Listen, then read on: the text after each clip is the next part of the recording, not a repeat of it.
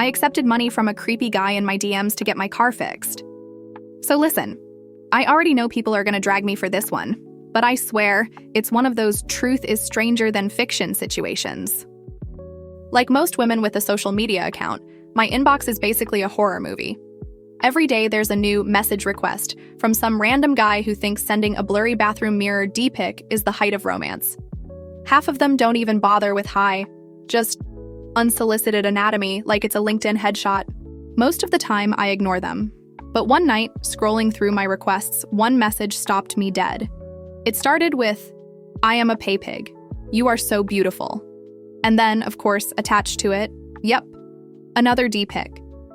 Now, normally I'd block and move on, but this one, it was so absurd, so over-the-top pathetic that my curiosity got the better of me. Like, who starts with "I am a pay pig" like it's a Pokemon introduction?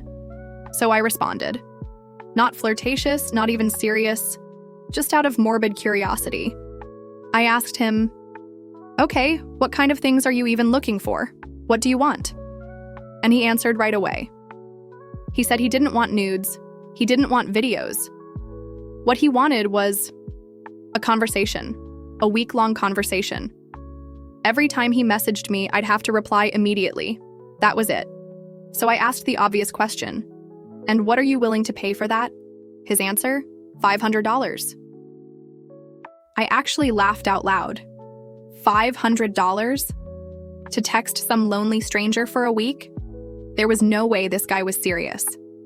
So I decided to push my luck. $700, $100 a day. Then I'll do it. I expected him to ghost me. I expected him to disappear like they all do when the fantasy collides with reality. Instead, 2 minutes later, I get, "What's your Cash App?" And in that moment, my whole world froze. When I tell you I stared at my phone for a full 5 minutes after he said, "What's your Cash App?" I mean, I didn't even blink. My brain short-circuited. Like, this was a fork-in-the-road life moment. Somewhere deep in the universe, a parallel version of me was shaking her head and saying, "Nope, block, delete, move on." That version of me probably went to bed early, did a face mask, woke up the next morning refreshed. But not this version of me. No, this version was broke, tired, uber poor, and staring at a broken-down car that felt more like a curse than a vehicle. So my brain started bargaining with itself. Scenario 1. I send him my Cash App. Nothing happens. I waste maybe 2 minutes of my life. Scenario 2. He's serious and I get money for basically just being a text buddy. Weird, but doable. Scenario 3. He's some kind of mastermind hacker who drains my bank account, steals my identity, and suddenly I'm the proud owner of 6 jet skis in Miami, bought on credit in my name. I kept pacing around my apartment, phone in hand, like I was debating whether or not to press a nuclear launch button. I even phoned a friend. I was like, "Okay, don't laugh, but a guy just offered me $700 to talk to him for a week. Should I do it?" Her reaction? Dead silence. Then, "Send me his number, girl."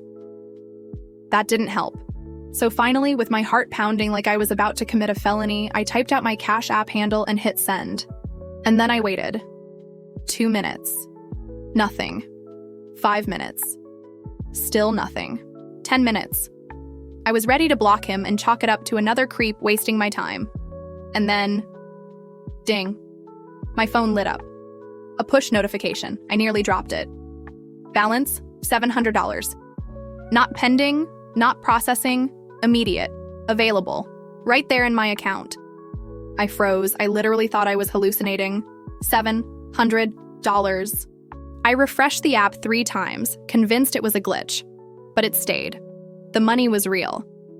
At that exact moment, I went through the 5 stages of grief, except it was the 5 stages of holy shit, I'm rich, denial. This can't be real. No way. Did I get punked? Is Ashton Kutcher hiding in my closet? Shock. Just staring at my phone, mouth open, like I'd been hit with a tranquilizer dart. Joy. I started pacing in circles, screaming, "My car is getting fixed," like I'd just won the Price is Right. Panic. Wait.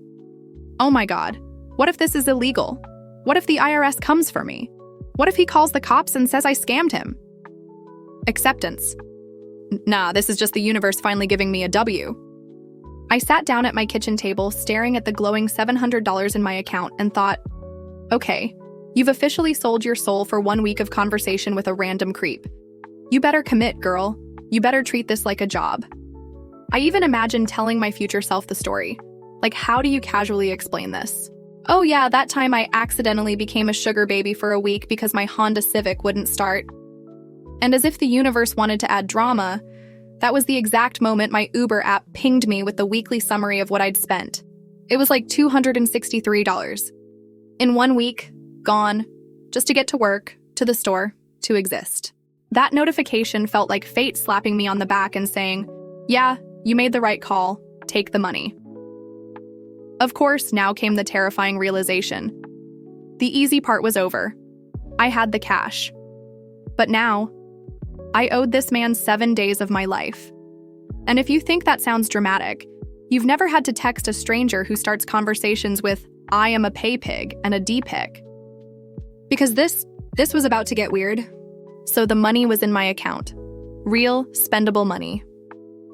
My car repair appointment was already booked for later that week, and I was walking around my apartment like I'd just robbed a bank and gotten away with it. But then reality set in. I'd signed an invisible contract, a deal with the devil. For the next 7 days, every time this man messaged me, I had to respond immediately. Not within the hour, not later tonight. Immediately. And that's when the first message popped up. Princess, are you ready for me? I nearly choked on my iced coffee. Princess? Ready for what? A sacrificial ceremony? I stared at the screen for a full 30 seconds before I typed the most neutral response I could come up with. Hi. Sure. Instant reply. Like he had been waiting, staring at his phone, ready to pounce. Tell me what you'd do if I was at your feet right now. And just like that, we were in the deep end. No warm-up, no small talk. Straight to, imagine me kneeling at your feet, goddess. Now listen. I have nothing against people with kinks. You do you. But I'm not a dominatrix. I don't have a whip collection in my closet or a throne chair in my living room. My idea of being mean is eating the last slice of pizza without asking. So I tried to play it cool. I wrote back something vague like, I don't really know, I'm not mean like that. But hey, thanks for the $700. He was disappointed. I could feel it through the screen. You're supposed to be cruel to me. Call me names.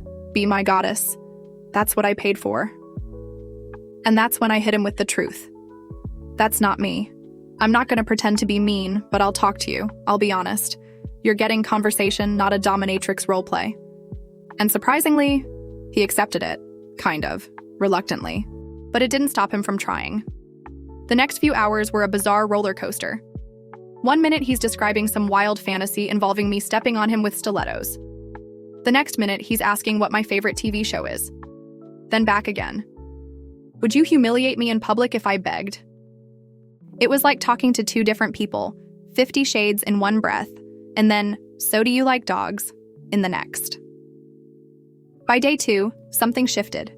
The sexual stuff was still there, but less intense. He started asking me questions that almost felt normal. What kind of men do women really like?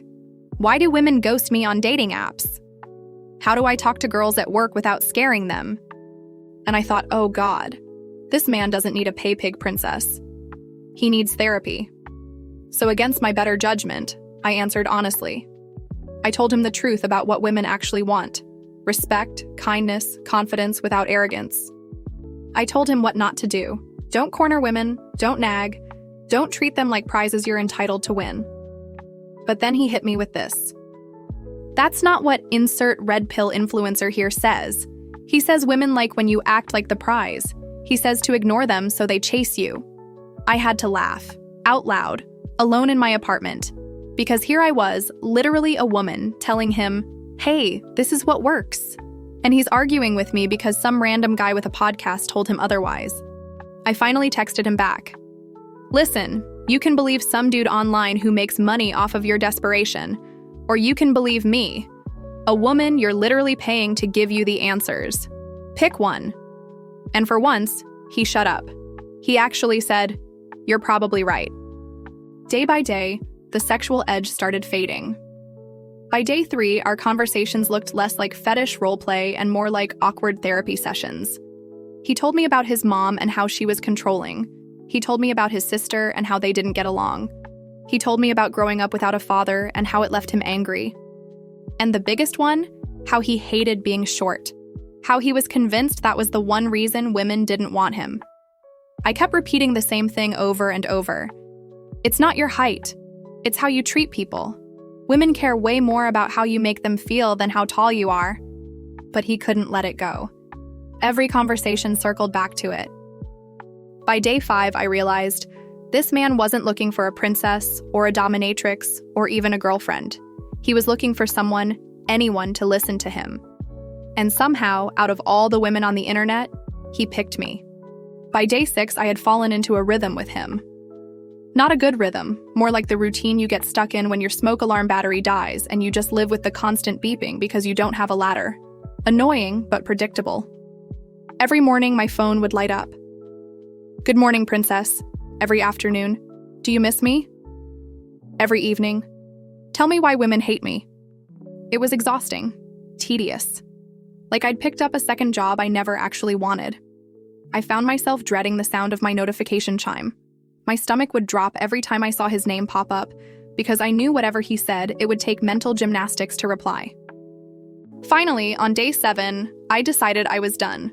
My week was up, my car was almost ready at the shop, and I was mentally fried.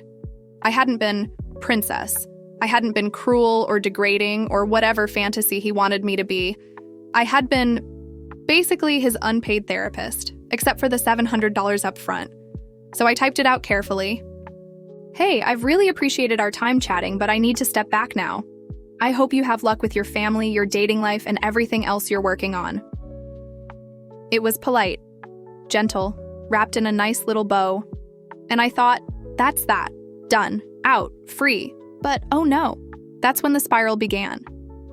Within 5 minutes, my phone started blowing up like I'd just broken up with a fiancé instead of cutting off a stranger I'd known for 7 days. No, please don't leave me. You're the only one who understands me. You're the best friend I've ever had. I'll pay you anything, please, just 1 more week. And then, cha-ching, he sent me another $700, unsolicited, like he was dropping a ransom payment to keep me hostage in his life. My Cash app lit up with the notification. For 1 moment, I froze. Do I just keep it? Do I do another week? But my gut screamed, no.